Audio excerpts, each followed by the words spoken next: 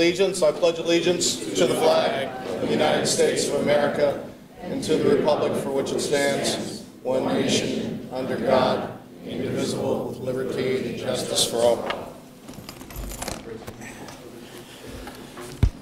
Okay. Can I have a motion to accept the agenda, please? So moved. Second? Second. All those in favor? Aye. Aye. 5-0. Dr. Harrison. Good evening, everyone. It's nice to see you. We're going to start with some good news in the beginning of our agenda after a bit of a hectic day that we'll speak to in a moment. But tonight we have the honor of recognizing another outstanding group of our students whose accomplishments really should make all of us proud. I would like to introduce Mr. Larry Fata, who is the advisor coach of the Academic Challenge team. So, Mr. Fata, if you could step forward, please, and give us a little overview of what makes this team just so special, because I got to tell you, they've had quite a run this year. Yeah, I should also say that I co-coached the team with Holly. Is this on? Yeah, it just is very low. Okay. With Holly Costa, who also co-moderates the team with me.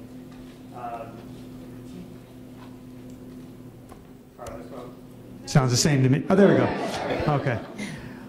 The team has had quite a run of success over the last couple of years. This year, we've, after last year having set a foundation, this year we've really gone far. I want to say a little bit about last year. We got to the semifinals of a national competition down in Washington, and this year we've just continued that. We won our regional event in White Plains High School for the History Bowl.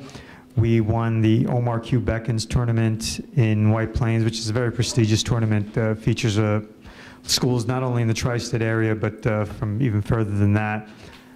We've won a number of local tournaments hosted here at Irvington and other tournaments in White Plains. Am I missing any there, guys? If I hit, we've also qualified for the National Academic Challenge tournament.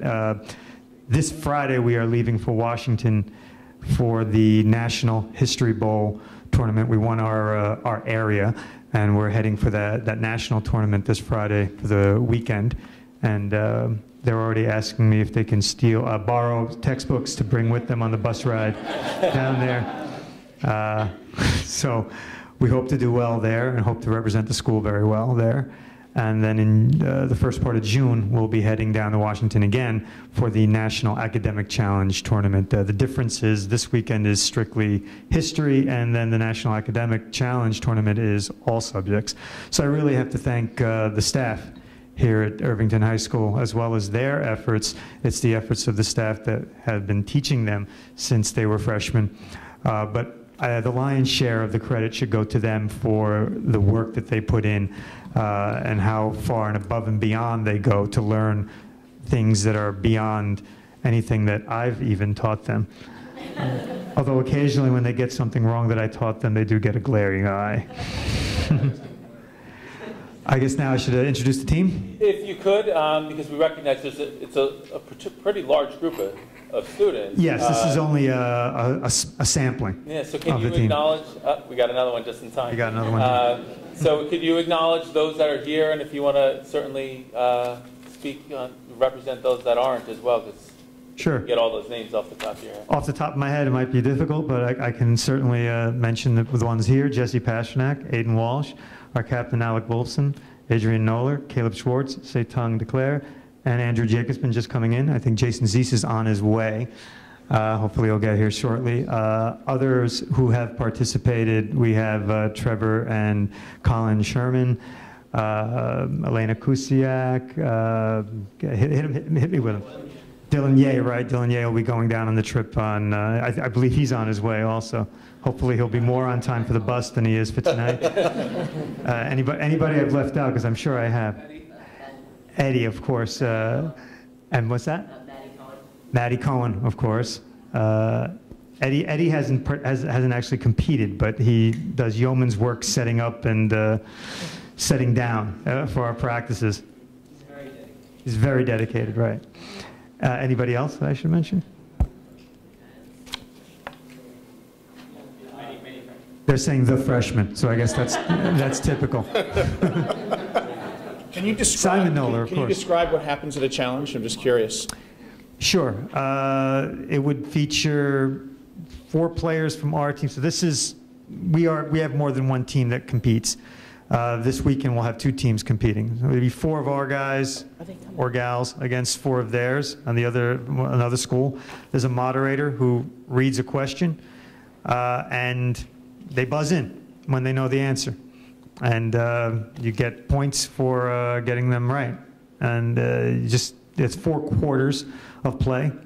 The History Bowl will feature, the first quarter is just questions that are asked, there's an answer.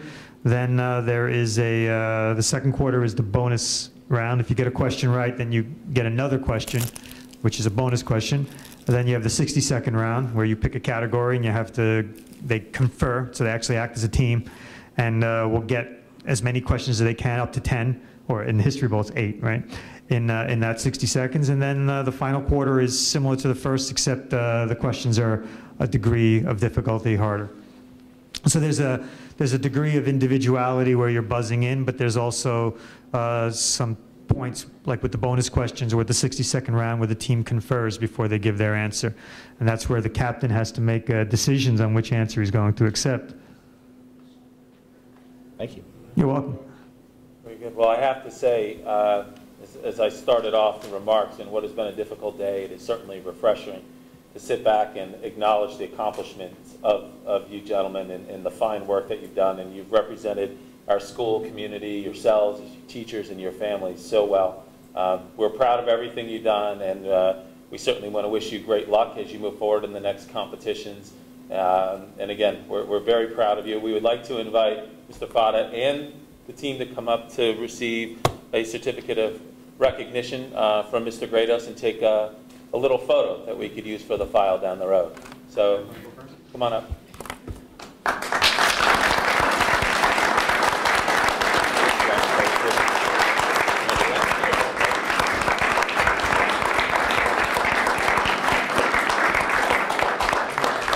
What do you guys want to take back? There you go.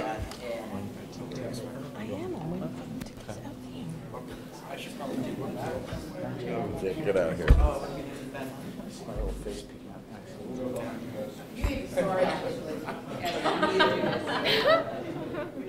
no, I am not. Oh, there it is. I'm like, where is he? All right, wait, let me take that over just in case.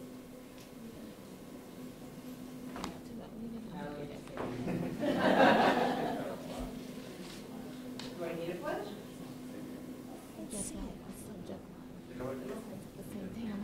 Great. Well, congratulations, gentlemen. Best of luck. Guys, good job. Thank you so much.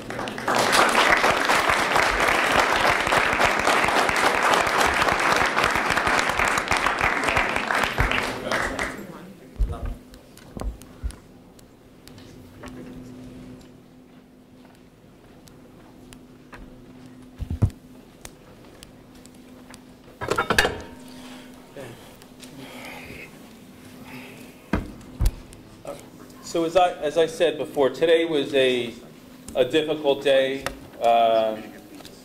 where we certainly faced some challenges in our school district. At approximately 12:15 this afternoon, a call came into the Irvington Police Department that conveyed some very concerning, alarming information, but certainly an aspect of which was rather confusing for us in the district.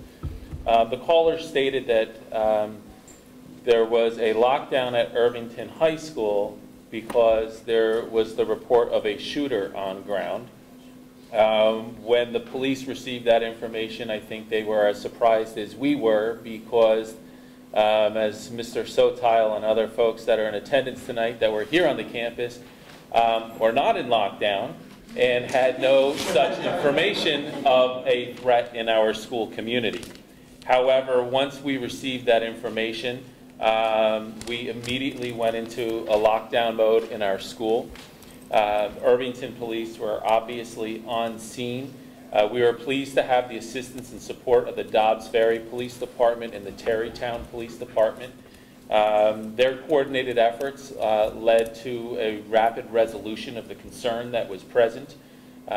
We had a large number of officers that entered our building, all of our buildings on the campus. They did a thorough sweep of the building and determined that there was no threat present, at which time we then lifted the caution that we had in the lockdown. I have to say, at the same time, in the elementary schools, we performed what we refer to as a lockout, where we had the intent of learning to continue in our schools, but we were not going to allow visitors to enter the building until we knew what was going on here at the campus. We were pleased to learn shortly after lifting those lockdowns and lockouts that through the quick work of the Irvington Police Department, that they were able to, one, identify that the number that reported the incident was a New Jersey phone number, and then they immediately contacted the Irvington, New Jersey Police Department, and they were able to confirm that there was an incident near Irvington High School in New Jersey. So we were very, very comfortable that our students were not at any time exposed to any danger. But what was reassuring was to see the prompt and responsible responses from not only the Irvington Police Department, but to see the high degree of mutual aid that was present and the collaboration that took place to make sure that our schools were safe. Also, we certainly need to give accolades to staff and students during what was a very stressful time, I'm sure. And you know, when we talked to our administrators here in the school, when the many police officers that went through the campus this afternoon, there was a sense of seriousness amongst our students. They said the school was silent, rooms were locked, kids that were in open spaces, for the most part, were able to secure themselves, that they were not identified by the police officers, so they were in hiding in the building. And you know, we're pleased with our response from everybody in the community. But like anything, we take this as a moment to learn. We immediately debriefed our experiences and found ways that we're going to improve our practices moving forward. And that is how we exercise what we drill on a regular basis, and make sure that our actions are protecting people as best we can. And we also are going to be looking at and evaluating our communication efforts, both internally and externally, during this situation, to make sure we get as much factual information out in a timely manner, to try to minimize concerns and to be able to ready folks, if there was a real concern, to understand what their next steps would be. So this, where it was a very scary situation early on, we are pleased to see that there was no threat or danger here in Irvington, New York. And simply said that, again, we're pleased with the response of our police department, their support, and of course our staff and students. And you know, it was a frightening situation, but something that we all learned from, and our students took it very seriously, which I think was quite important. I'm not going to let you get off here that easy. I was actually in Westchester this afternoon at a meeting in White Plains, and when I got the email that there was a possible shooter, I jumped in and literally got back on 287 in about 9 minutes and got here after, you know, we knew that the threat was done, and it was our administrative team, Chris, Raina, Scott Mosenthal, Chief Cerrone, and one of his deputies. And as a parent, I was very proud of Irvington today. I think, Chris, you and your team, I saw leadership, I saw coordination, I saw communication. You know, I walked in when you were doing the letter to the community, taking great pains to make sure that it got out quickly and got out correctly. But that was only after making sure that all of our kids were safe. So I was very proud of Irvington and very proud of our administrative staff. So thank you, Raina. Thank you. And I don't know if Scott's here, but I want to thank Scott too. I do want to. Tonight is Dr. Mo's daughter's birthday. Oh, jeez. So they're celebrating this evening. So he deserved the evening off. But it was a team effort. Certainly appreciate the kind words. Beverly, Raina certainly played a critical role, but every staff member, every administrator, every teacher, and every student was equally important in their efforts today, and I think we're all proud to be a part of the Irvington District today. So with a nice transition and using that as a segue, I'm thrilled to be able to introduce our next principal of Irvington High School, who has a story of his own to tell today. David Cohen, who is the principal of Midwood in Brooklyn, was involved in not too different of a situation this afternoon, in that his school went into lockdown because of a suspicious package that was on the street near the school today. So there's a synergy here, David, that we didn't even know existed. But to begin to introduce David, as we shared with the community last week in wanting to make this announcement, we do so with tremendous enthusiasm.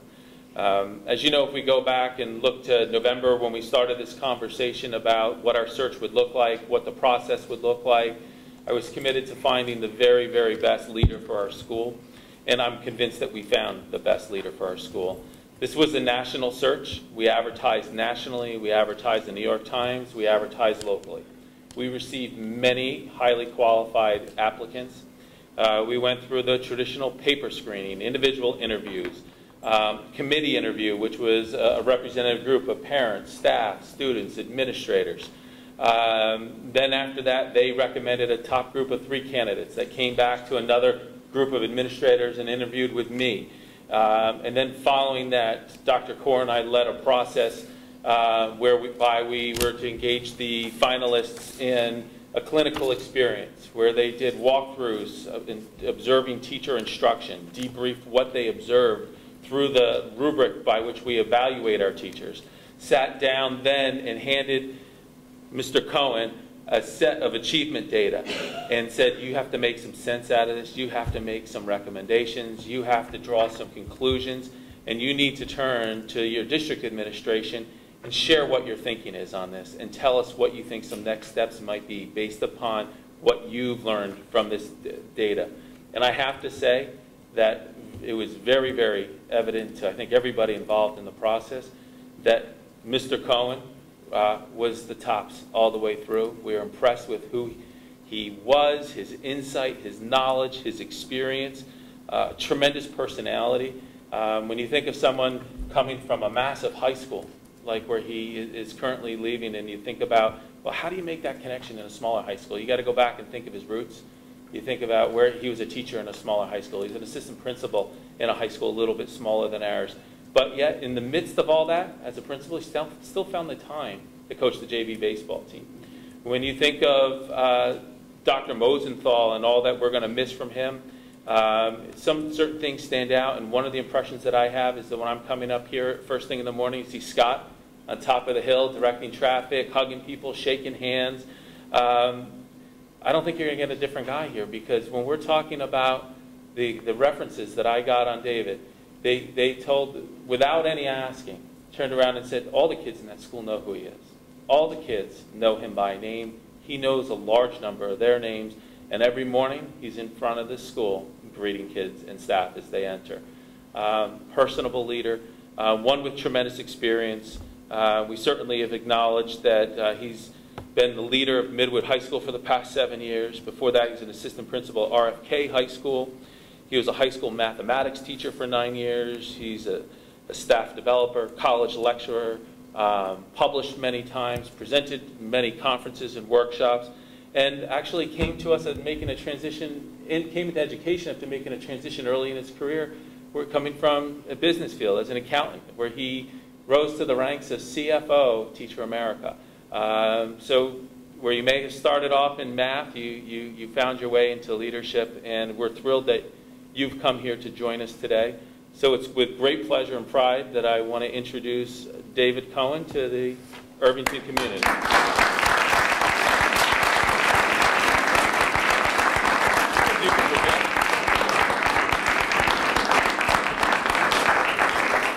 Thank you so much. I stand here tonight very excited.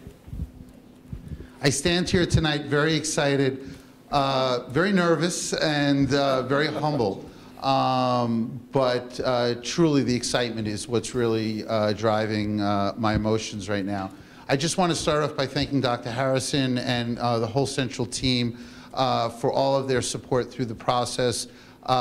It's exhausting to hear about what you went through. I know how I dealt with it on my end.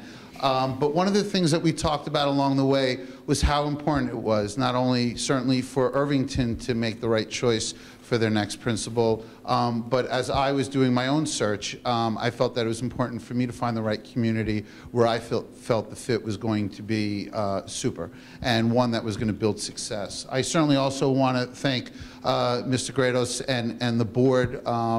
I couldn't have asked to be welcomed and embraced in a community any better than I am being embraced and supported. And certainly it's a little overwhelming, and it is humbling and really exciting to hear all the amazing words and to get all the outpouring of outreach that I've received in the last few weeks. But I can tell you that I take this very seriously, and I'm very excited to become the next principal. I know how beloved Dr. Moe is, and I know that I will have big, big, big shoes to fill. At the same time, I am very excited, and one of the things that I keep thinking about is opportunity. I know that there's great opportunity here in Irvington. I know it's a special community and a tremendous community. I know that the schools have just outstanding reputation. But I also know that there's been a desire for more, and I see that as opportunity. So I see it as opportunity for the district. I see it certainly as opportunity for myself, otherwise I wouldn't be here. I also want to just take a minute to thank my mom, who's taken the time to come here tonight.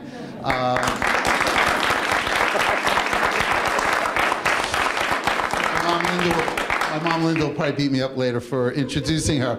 But one of the things that I've really felt is the sense of family and the sense of community in Irvington. So it's very important that I introduce you to my mom and get you to know who I am. And I know we have a lot to do. So I don't want to take up too much time. I know it's an important board meeting.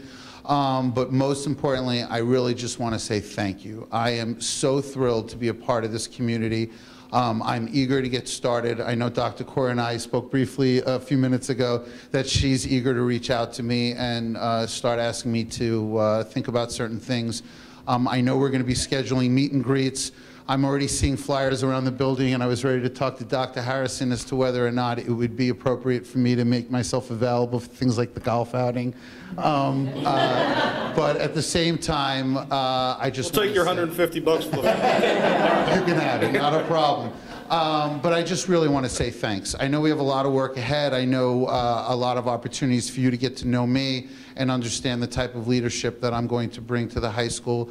I know that I'm going to need time to get to know the faculty and learn about all the great things that the professionals are already doing, and most importantly, opportunities to get to know the students and the community of Irvington. So thank you again. It's truly an honor and a pleasure, and I know we're going to have a great journey together. Thanks so much.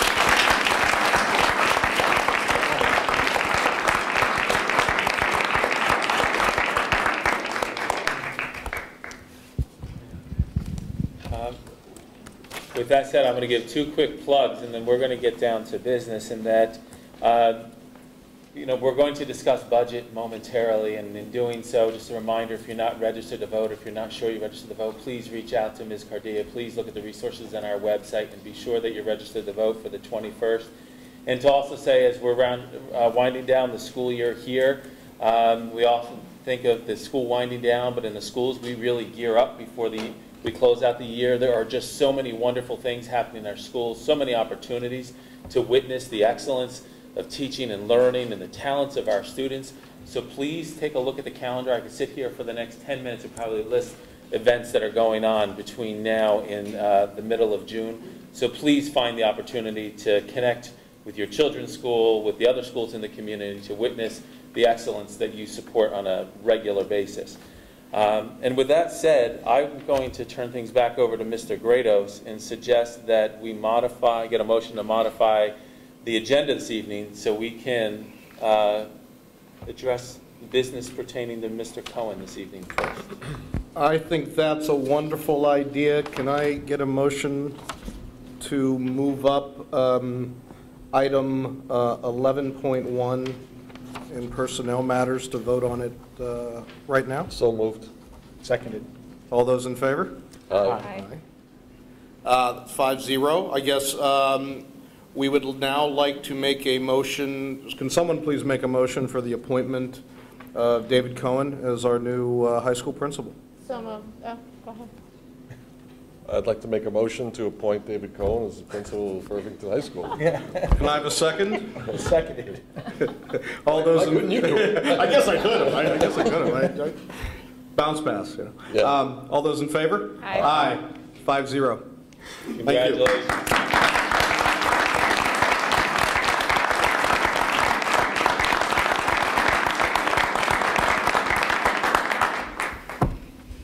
All righty.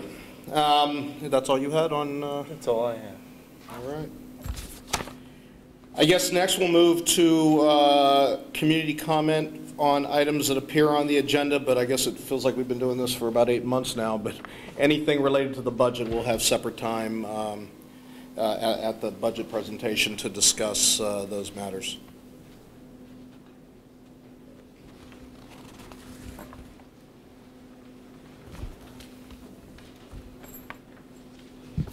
Hi, Tanya Hunt. I just wanted to say how pleased and proud the Irvington PTSA Board, Executive Board is to be able to support the Academic Challenge team. I don't know if that grant has gotten to you guys yet, but we were able to approve a grant that pays for the entry fees for their a national academic championship trip to Washington, D.C. So I just wanted to mention that we're really excited to be able to do that. Thank you. Thank you. Hi, Dan Noller. Excuse me. I'd like to ask a question regarding two items on the agenda. One is regarding agenda item 12.3, which is serial bonds. I don't know about other people, but my breath was taken when I saw we have a 3.6 million tax cert coming up.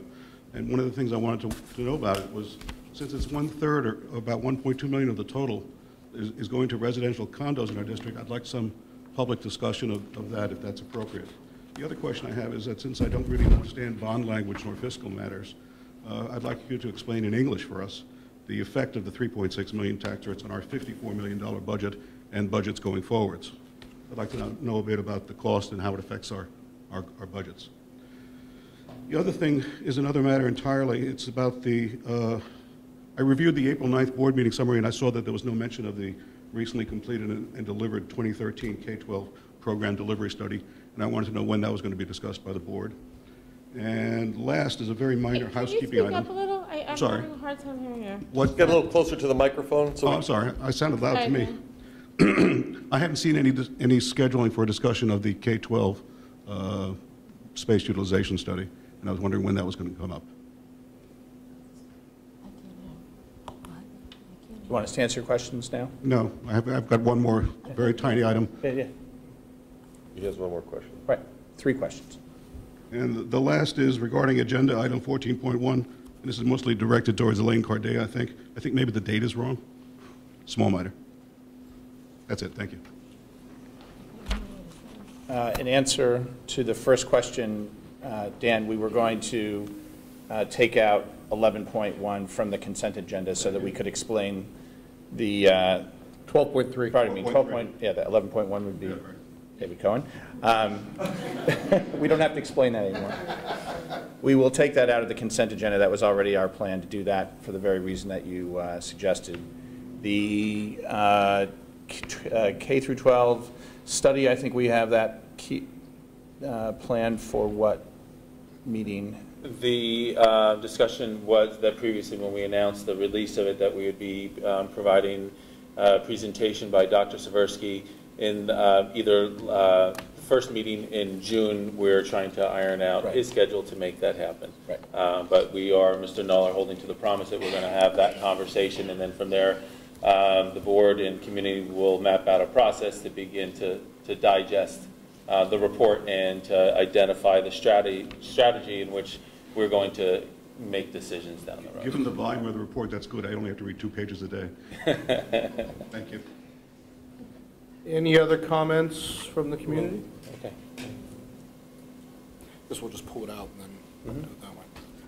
Okay, hearing none, let's go to the Safety Committee Liaison Report. Who's going to do that? Me. Mrs. Kashkin.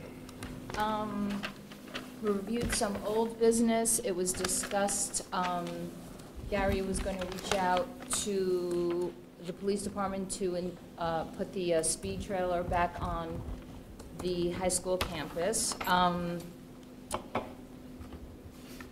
It was discussed placements of certain cameras at certain locations, and some of it was tabled because it's pending the security report that will be delivered sometime next month, I believe. We're optimistic, yes. The safety. The draft should be delivered sometime next month. The draft should be, they've collected their data, they're coming up with recommendations, their consultants are going to be coming back around again, meeting with district and building level administrators to verify the accuracy of their information before they prepare their draft, which will be presented to the board.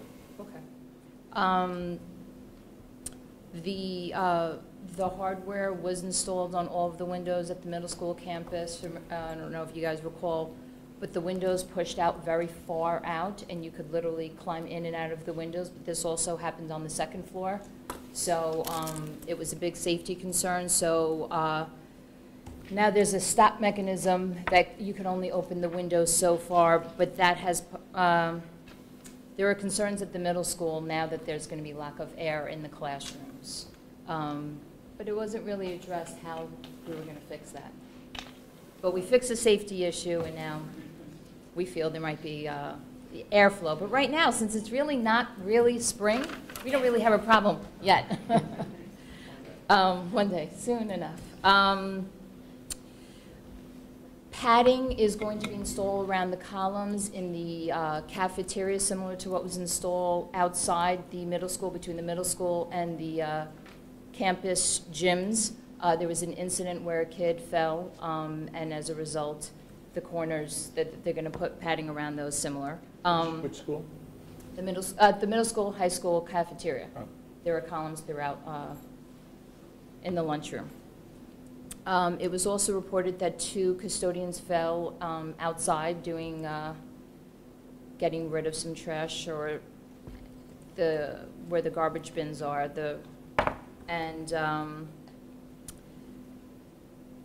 What else? Netting is being purchased for Lower Dow's Lane because East Field is now no longer usable as a practice field. The varsity boys lacrosse team now practices and plays down at Upper Dow's, and that ball whips around real quick. So netting is being installed to protect those homes that are right there that could be that are affected by it. And then a review of the accident reports. They're kind of low for this time of year. Actually, I shouldn't say they are lower, but it's consistent with this time of year, and the expectation is that the incident reports will go up because of spring sports.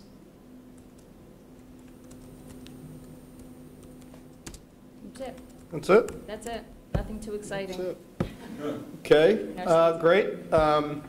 We'll move on to the consent agenda. I already know that we were going to move out section 12.3.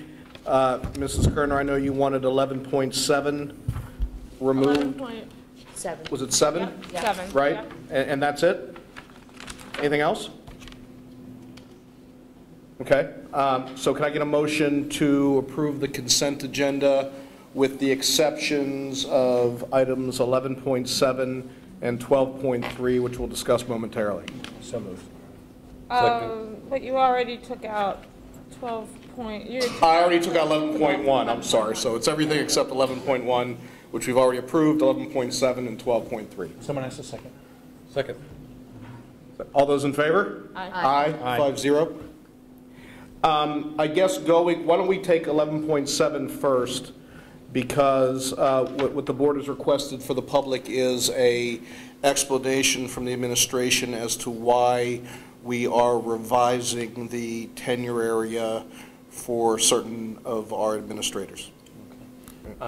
This matter actually refers to Mr. Sotile, our middle school principal, and I will ask Dr. Kaur, since it's a human resource matter, if you could speak to it, please. Sure. So Mr. Sotile was originally appointed 4 years ago as a secondary principal, which means that he would serve in one of our 612 schools, in this case in the middle school. Last year when he was tenured, we are required to tenure in the same exact way that we appoint. And it was an error that we tenured David as a principal, not a secondary principal. So to keep in line with what the original appointment was, as well as what our practice is, in other words, Randy is elementary principal, David C. is also secondary principal, we are making that adjustment. Any questions on that? Can I get a motion to accept item 11.7 on the consent agenda? So moved. Second. All those in favor? Aye. Aye. 5-0. You can go home now, David. David, just wish me congratulations. The next item is the removal of 12.3, and I know the board had reached out before, and also to Mr. Knoller's points about describing the nature of the tax certs and the thought behind, I guess, spreading it out over the years and the effects on not only this year's budget, but also on budgets moving forward. So I think there's a couple different ways to answer this particular question. But to begin to look at the fact of what the resolution is, it is the figure of just shy of $3.6 million, which is consistent with the figure that we've been discussing throughout our many budget conversations this year. This figure represents tax search settlements that have already been authorized and have been approved. We recognize the significant challenge that this sum of money would have with respect to our budget. We could handle it in a series of different ways, in that you could think initially, well, what would the impact be if we were to strive to pay for this in one fell swoop? And in doing so, there's then two different approaches. One is the approach of, well, we look at what our proposed budget is, and you would add the additional funds atop that, and that's something that is certainly not palatable for anybody. We'd be looking at tax rate increase of almost 11.5%. Over 11. Over an 11.5%. Clearly, that is not reasonable or responsible. I guess looking at that same approach, but the opposite end, and looking at, well, let's pay this, but we have to find the money within our current budget. And in doing so, we'd be recognizing, look at where we are today, we'd have to reduce our budget by approximately $3 million. And in doing so, I ask people that have been involved in this process, folks that have reviewed our budget presentations along the way, to go back to those conversations that we had in early March, and in doing so, recall those lists of level 2 considerations of cuts, level 3 considerations, and be mindful that only gets us a third of the way there. And those cuts included mass eliminations to extracurricular programs, sports programs, impact on arts, not investing in the future of our schools in the same way that we believe we need to today, that we've heard from the public through these budget discussions that they want to see the commitment placed on. So with that said, we're faced with option number 2. Option number 1 could have been an A and a B, where you pay it in one shot. And option number 2 is to look at some short-term financing, where we would build in certain costs into our budget that would pay for this over a period of approximately 5 years. I'm going to ask Beverly then to explain what this resolution means to us today, and by the board approving this resolution, what is it authorizing administration to do? Okay. It's quite lengthy in verbiage, but if you look through it, it's actually, they're numbered A, B, C, D, E, F. They are settlements that have already been approved by the board, gone through the courts. We have made some of the payments already through fund balance, we need to repay that, and also to pay the remaining balances on these settlements. Our attorneys made staggered payments on some of them over 1 or 2 years.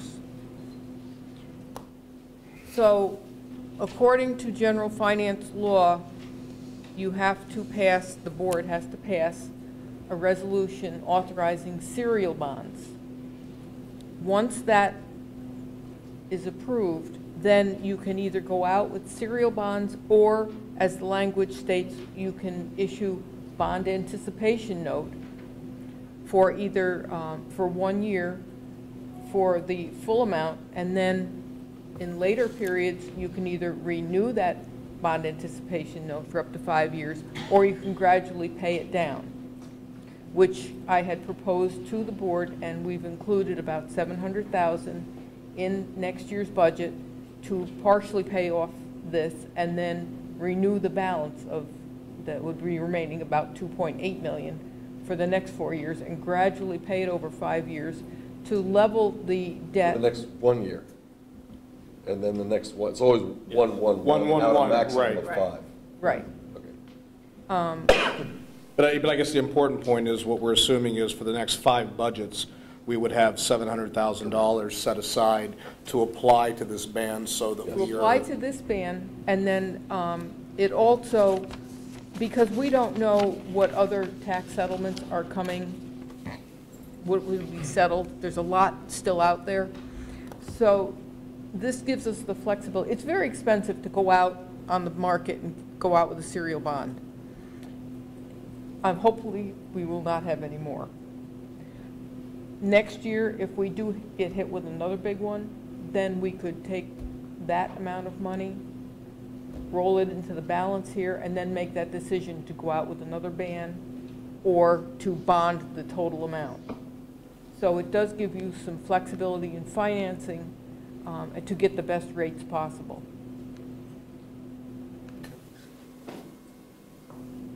Did that answer? Okay. Please. Okay.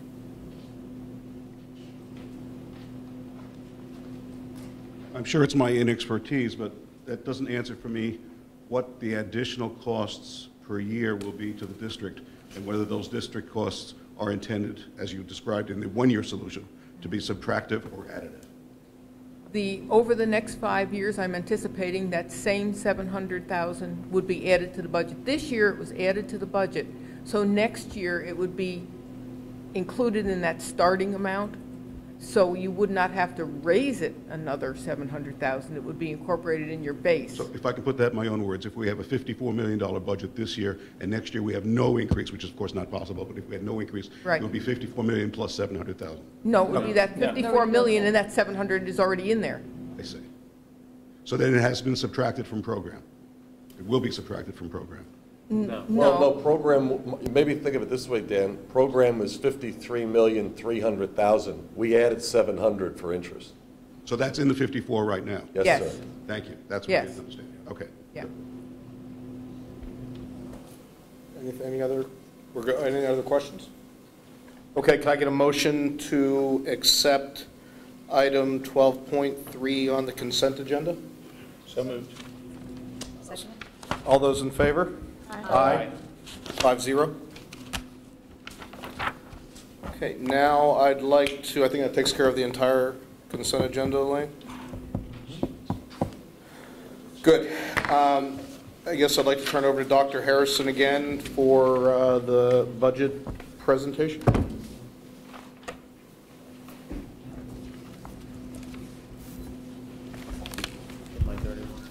That's all right, I won't drink it.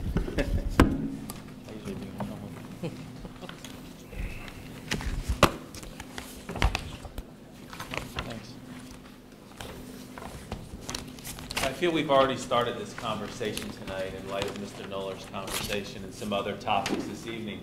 You know, I've said multiple times, those of you that have been here, you've heard this multiple times, this is a process that started back in mid-December. And it's a process that has evolved, and it has engaged the board in reviewing line by line what our budget looks like, what our expenditure needs are, understanding where our revenues are coming from. There's been a lot of opportunity for public engagement. There's been dialogue that's happened in this room. There's been multiple forums and conversations that we've had in different areas of the community, whether it's been a couple events down at the library, events at our schools, meetings down at the senior center. We've tried to solicit feedback from different folks in our community. And in doing so, that information helped inform the superintendent's proposed budget, which I presented on March 5th. And in referencing that before, we outlined what our constraints were, what our needs were, and my recommendation was that there was a necessity to exceed the tax cap, to be able to preserve our programs, to be able to continue to invest in the quality of education that we value for our children here in Irvington. And at that point in time, there was a great discussion that came about in this room from a number of members of the community, from members of the Board of Education, and that conversation was, we have to seize this opportunity to invest in our schools. We acknowledge that we cannot continue to reduce programs, we cannot completely continue reducing costs or reducing services that are available to our children. So we began to prioritize what our needs were. And then over the next couple board meetings, the administration came back and made some recommendations. Conversations that happened in this room, looking at how we can have huge impacts on teaching and learning. And we talked about the addition, or the restoration, I should say, of an assistant principal, full-time, assigned to Dow Lane, taking care of some administrative needs here at the high school, but in doing so, recognizing that there was going to be tremendous support for children and teachers that were going to directly impact instruction. And then we got into other conversation about what other priorities would be and different needs. And we presented a number of different options. And at the last Board of Education meeting, there was a lot of discussion and debate about what that would look like. And the outcome of that is really listed before us right now. And here, it was agreed, the board determined that we wanted to continue to invest in our guidance department. We wanted to be able to assure our students of great services, provide different resources for our parents, and we want to expand the services there. We're seeking to increase that position by 0.5. We're looking at the needs that happen in our schools. Principal can't do it alone during the summer. There were reductions in the past with clerical staff where they reduced from 12 to 10 months. We felt it important to provide that support, recognizing that there's tremendous impacts on the opening and closing of school that translates into student experience again. There was conversation, and I have to say this was included in my original presentation as a reduction, to eliminate bus monitors from our routes. But there was conversation about the value of the bus monitors, the services that they provide for our children and for the families, and also something that was unique and maybe something that Mr. Cohen referenced before, the sense of community that's here and feeling that's a part of the culture here in Irvington. It's something that we still value today, and if there's a way of maintaining that, that became a priority as well. We also talked about our high school and the need to make our children much more marketable, to give them more experiences, and to go back and think about all those reductions that we've experienced since 2009. We talked about over 20 staff positions, teaching positions, another 19 point some FTEs, full-time equivalents in other staff positions, administrators, support staff, clerical staff, maintenance, custodians. And then we went through and we found out that there were 19 electives that had been reduced during that 3-year window at the high school. And we thought it was time to stop the pain. There was time to stop the contraction and start to look to solidify the experiences for our children, and where we could find the opportunity to expand, to take advantage of that opportunity and move forward. In doing so, there's an amount of money here that's invested that's going to be able to provide for more opportunities. Look at classes that maybe have been overloaded, that kids have been locked out of in past years, and also look for opportunities to restore some of those programs that have been reduced in the past. And we also had conversation about a maintenance position. It was one of the original recommendations was to look at how we could better maintain our facilities and to make the spaces certainly more attractive, but to really start to employ a more proactive approach to maintaining the buildings. But that didn't seem to be a priority at this point in time. Our focus was on children, classrooms, and experience. There were also some modifications that came out from the last meeting where there were some adjustments in appropriated fund balance to bring it back to the 12-13 level. And that was really due to the fact that there's been some adjustments in the assessment figures that we were receiving from the town. So we're looking at bringing that back to the level to where it was, which increases that contribution by about $22,000.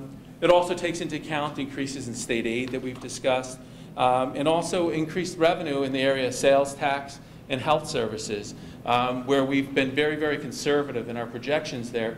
But we're seeing that there's increased enrollment now at JCOS at the bottom of the hill, and we're able to build back health services to their home district, which adds revenues to our district. And the sales tax anticipation is going to be greater than we originally had forecast. So with that said, that translates into this big picture of our budget. And here you can see, very simplistic, where we could sit down and look at hundreds of pages of documentation, but simply stated, this is how the money is appropriated throughout our budget. You can see the general categories and codes by which the money is to be spent. But if we go across this bottom line, you can see where we are. We recognize the budget-to-budget increase. And to reflect on the conversation that we just had a short time ago about the financing for the tax certs, that is included. You see the notation at the bottom. So when we look at this budget-to-budget increase, we see a figure of $2.9 million, which includes $700,000 for the financing. And this then represents, as you can see, a 5.7% budget-to-budget increase.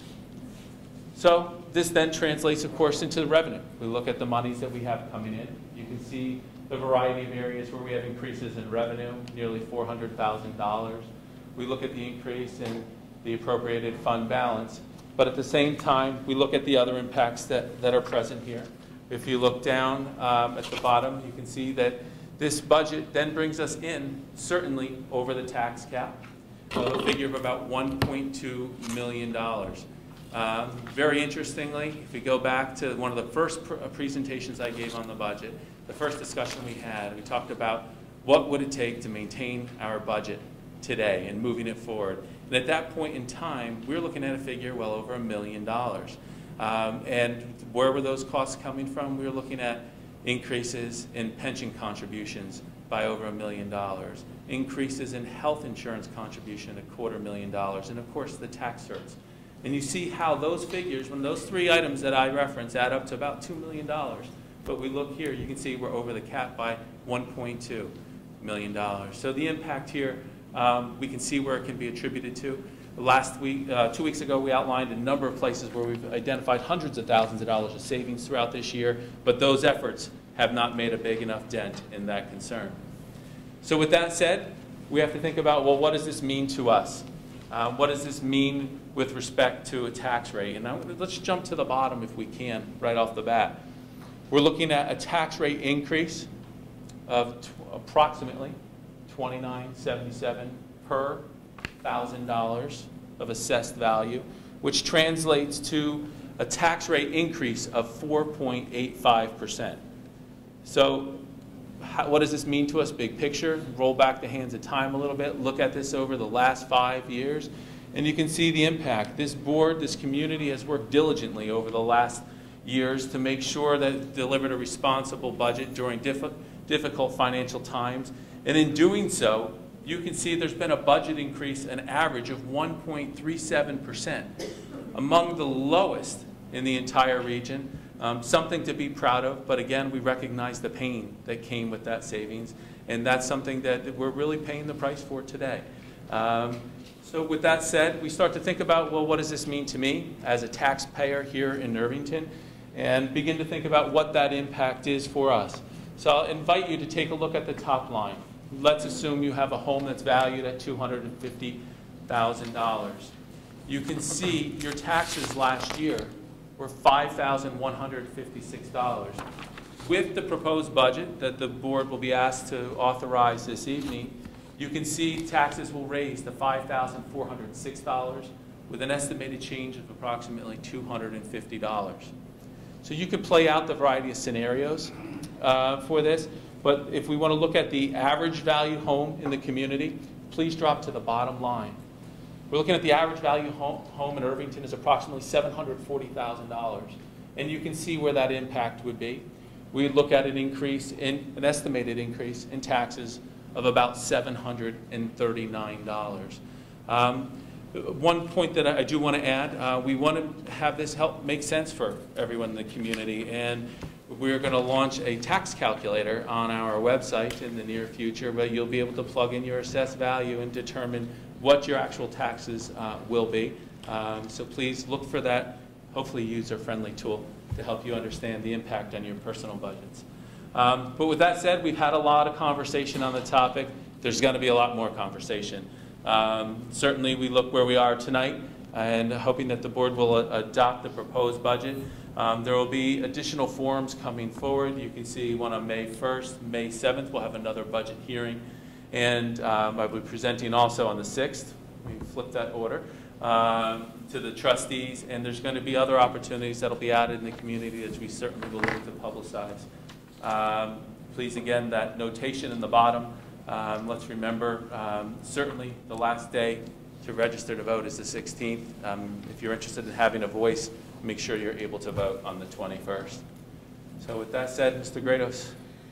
Thank you very much. It's been a long time come to this day. I guess before we make a motion on this and provide any final thoughts from the board, if anybody from the public wants to make a comment regarding the budget presentation before we entertain the resolution, we'll be happy to hear it now. None? Well, I guess we're it's us now, right? I'd just like, I don't know if anybody else from the board has anything to say. I'd just like to start out by saying that I guess this is my third time going through one of these, and it doesn't get any easier any time. And I want to thank Dr. Harrison, Mrs. Miller, Dr. Kaur, all the rest of the administrators, the teachers. This was a tough one. This was a tough budget, and the determination to go over the tax cap was a tough decision. And I know among the board there was a lot of give and take, and it wasn't always easy. And you know, after, you know, the public doesn't, I don't know if everybody understands this, but after the board votes on the budget, by law, we're not permitted to actually lobby people to vote on the budget. We could lobby people to vote, but we can't say go vote on the budget.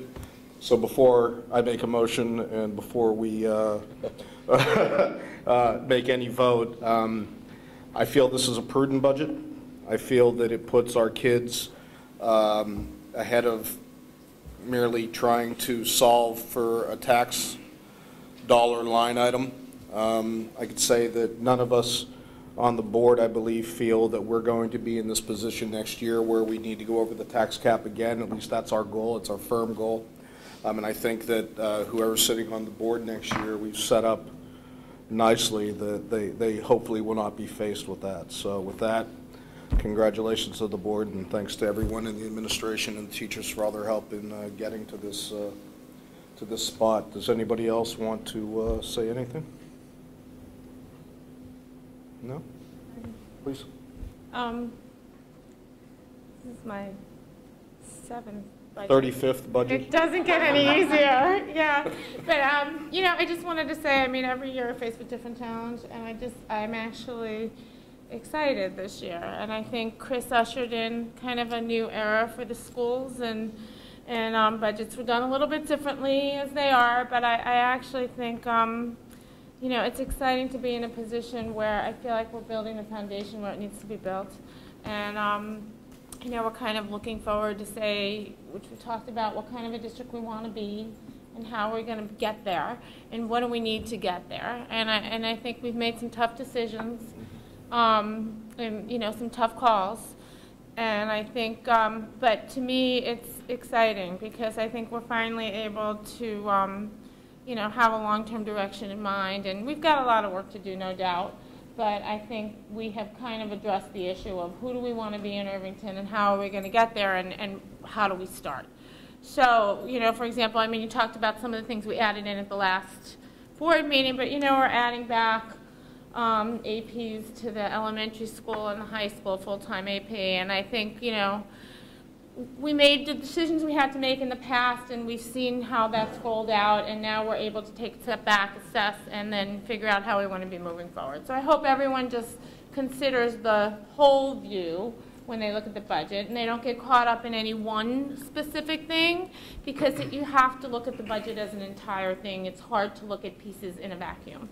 And I think as a whole, to me, it's exciting, and I see some light at the end of the tunnel now, and I see us moving forward, and I'm excited about that. So. No? both have said it very well. I am very excited as well. I think this is a great budget. Decisions have been made in the past, right or wrong. I think it was a consequence of the times of what was going on then. It's easier to reevaluate something after it's been taken away. And we have been able to, well, hopefully, if everyone votes for the budget, this budget will help us restore some of the things that were taken away that we have realized it's not working anymore. And we're repairing some areas, especially at the high school, that need some assistance. And I think this is a great budget. And it's all been said many times over. Please. I'd just say that I agree that this is a very solid budget. First, I'd like to also thank Bev and Chris and Dr. Kaur for their hard work. I think the level of transparency in this budget is really outstanding. And the fact that we went through a multi-step process where we started off with some ideas about what the budget would look like, then we went backwards and tried to cut from there, and realized that getting to or under the tax cap would be extremely difficult and very painful, and in the eyes of this board, really beyond what this district could reasonably accept.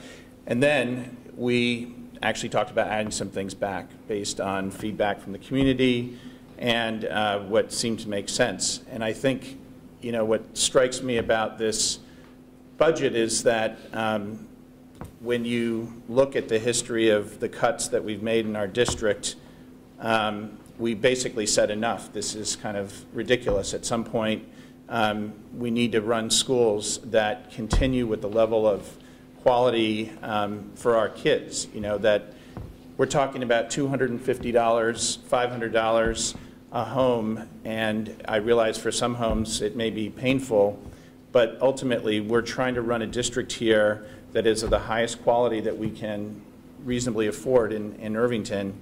And this really is a stake in the ground to stop here and say that this is really where we need to invest again.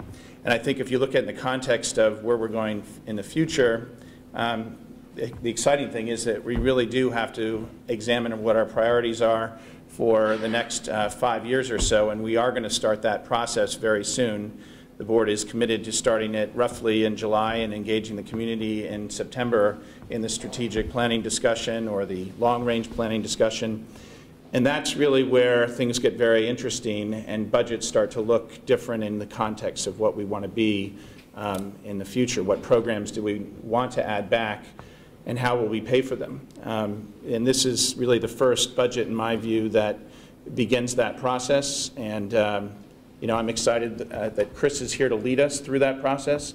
I think I can honestly say, as a board member, I feel that Chris's leadership has been extraordinary in this process, because you've made it really clear for all community members and clear for the board what our choices are. And ultimately, that's what a great superintendent has to do for his community. So I thank you for that. Thank you.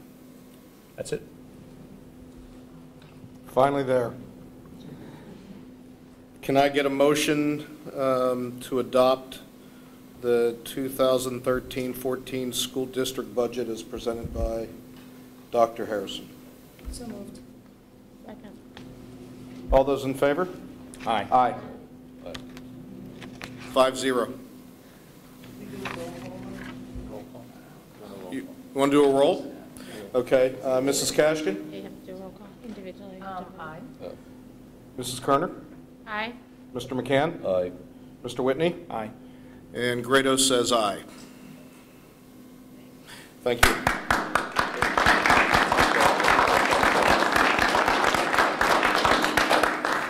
Can I get a motion for the adoption of the 2013-14 property tax report card?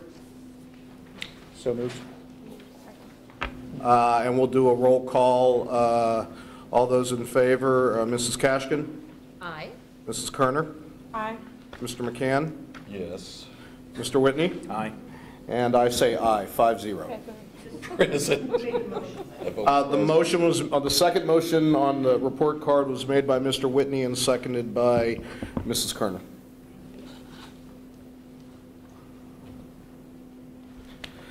All right, our next meeting, the May 7th was the incorrect date, is it May 6th? Oh, April 20th. Our next meeting, thank you. The top says April 23rd, but the bottom says May 7th. We're going to have our April 23rd meeting on May 7th.